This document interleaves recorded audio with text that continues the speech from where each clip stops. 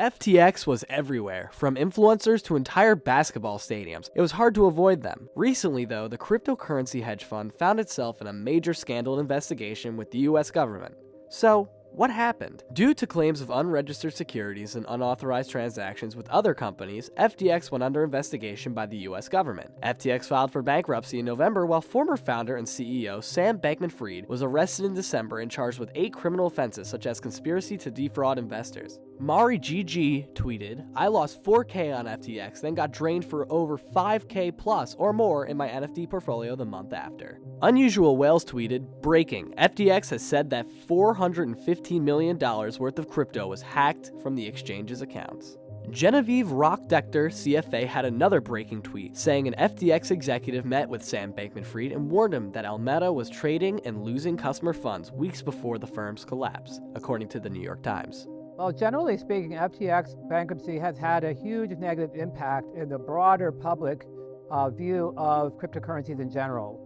It brought up the issue that there was no regulation around it and no safeguard for investors. Really, it's a wild west, and that's a term that's been used quite frequently by Congress, calling it token wild west, where really every person's on his or her own. And if you invest in a cryptocurrency, really you have a huge risk of losing everything that you invested.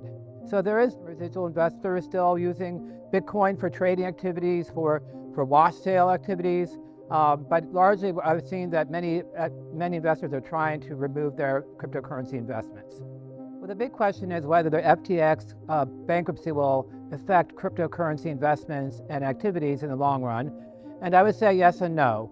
Cryptocurrencies will never disappear because of their luster as alternative investments for investors who don't want to partake in the stock market and other investments where they don't feel like they are on a level playing field.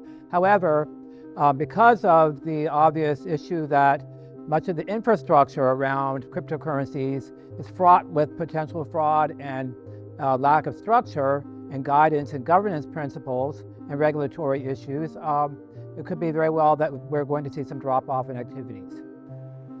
How do you think the crypto industry will recover after the recent FTX disaster? Let us know in the comments below. My name is Charles Feliciano, and catch us next week on the Feliciano Now, where we'll cover the business industry's most cutting-edge stories. Until then, have a good one.